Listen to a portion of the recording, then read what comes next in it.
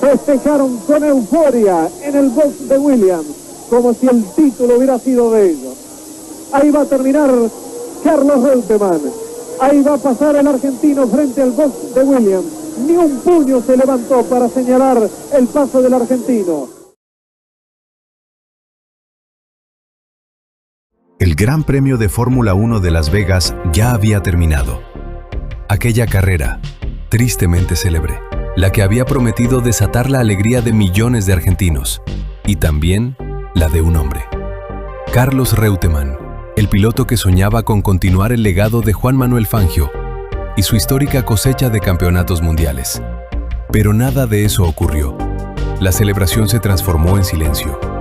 Y ese silencio fue más profundo de lo que parecía. Porque la verdadera historia no terminaba ahí. A fines de 1981, Williams había quedado como equipo campeón.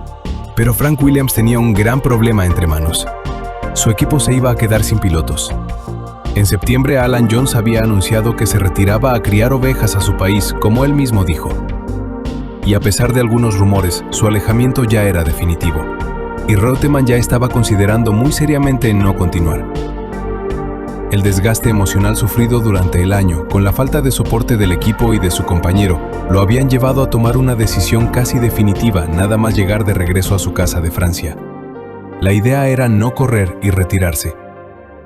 Pero cabía una posibilidad ante la insistencia casi desesperada del mismo Frank Williams. El mismo Williams en persona voló a Buenos Aires a fines de diciembre y se empeñó en convencer a Carlos de que se quedara en el equipo. Se le prometía ser el piloto número 1 del equipo ahora que Jones se había retirado, pero no mucho más.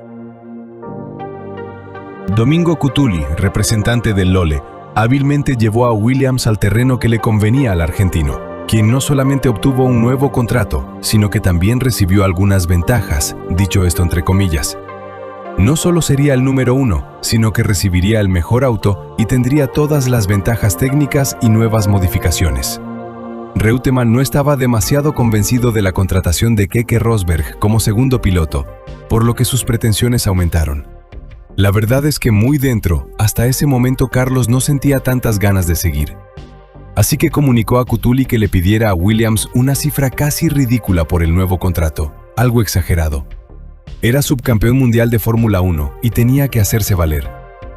Williams regresó a Inglaterra y en la primera semana de enero de 1982 daba el ok para el nuevo contrato del Lohle. Supuestamente se le respetaba todo lo que había pedido durante las negociaciones, pero había otra condición pedida por Reutemann: la posibilidad de retirarse de no sentirse suficientemente motivado. El primer fin de semana en Sudáfrica no iba a empezar de manera normal. Reutemann se vio envuelto en la huelga de pilotos que enfrentaban los abusos de la FISA hacia la Asociación de Pilotos de Grand Prix. Alguna vez había dicho Lohle que la FISA lo había sancionado con una multa de $10,000 por no ir a la entrega de premios de diciembre.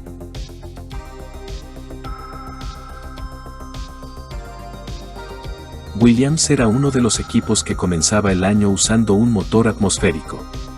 Y es que los primeros motores turbo eran poco confiables, tenían un enorme lag, eran más pesados y mucho más caros para desarrollar.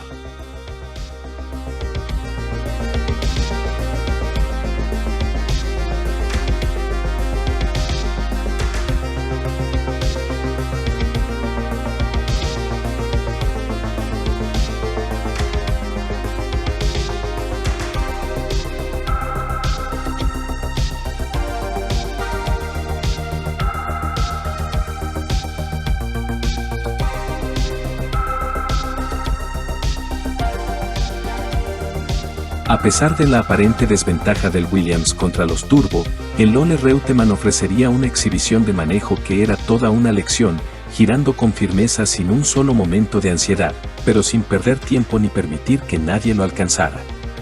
Y aunque sus rivales fueron cediendo posiciones por problemas de confiabilidad, era Reutemann en una de sus mejores carreras, sin apresurarse y manteniendo un ritmo casi constante.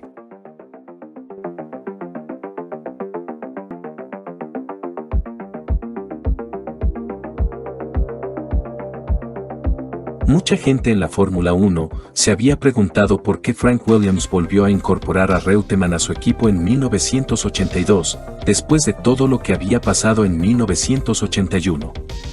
Pero la remontada del argentino desde el octavo lugar hasta el segundo puesto fue la verdadera respuesta.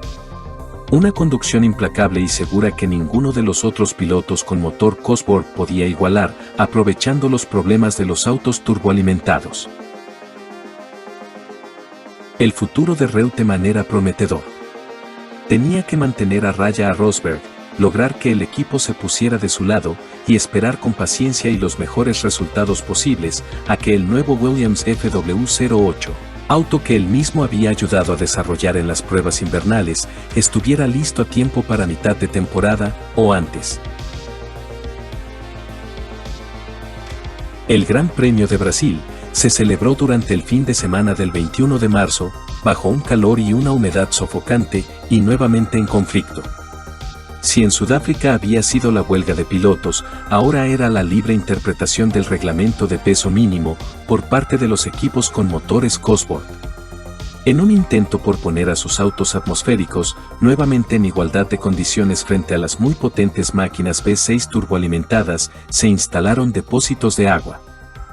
Depósitos eran para la refrigeración de los frenos, rellenándolos después de la carrera, para que el auto volviera al límite mínimo oficial de 580 kilos. Los cambios en la puesta a punto de los Williams, usando reglajes de las pruebas en Brands Hatch, no funcionaron bien fuera de ese circuito, y ni Rosberg ni Reutemann estaban conformes el viernes por la mañana. Ambos autos volvieron a la especificación utilizada en el programa de pruebas en Río, un mes antes. Reutemann tuvo problemas de presión de combustible y con la selectora de marchas, otra vez. El fantasma de Las Vegas. Lolle logró el sexto lugar de salida para su última carrera. Pero algo no marchaba bien. Esta vez, Carlos no podía recuperar posiciones como en Sudáfrica y estaba estancado, en mitad del pelotón. En la vuelta 21 sucedió lo impensable. En la última curva, el Lolle trató de recuperar un puesto perdido con Lauda, pero su Williams y el McLaren se tocaron. En la vuelta siguiente un toque con Arnoux dejaba a ambos coches fuera de carrera. Era el abandono de la carrera y de su trayectoria como piloto de Fórmula 1. Solo eran necesarias 2 palabras. Se acabó. Unas horas después de finalizada la carrera de Brasil, Reutemann llamó a Frank Williams y le anunciaba que ya se retiraría. Williams intentó convencerlo. Pero ya no habría vuelta atrás. No sentía motivación. Además, el Lolle, siempre tan interesado en el aspecto técnico de los autos, sentía que la Fórmula 1 iba en una dirección que a él no le gustaba. Los conflictos de poder y de envidias habían llegado para quedarse. Y para peor, por aquellos días de marzo de 1982, ya se respiraban aires de guerra en el Atlántico Sur. Una temporada de Fórmula 1 durante la Guerra de Malvinas habría sido un obstáculo insalvable compitiendo en un equipo inglés, con capitales árabes. Reutemann eligió quedarse. El mismo Lolle reconoció, tiempo después, que tal vez podría haber competido un par de temporadas más y que Ferrari lo contactó, meses más tarde, para reemplazar a Gilles Villeneuve. Pero el circo de la Fórmula 1 ya había quedado atrás.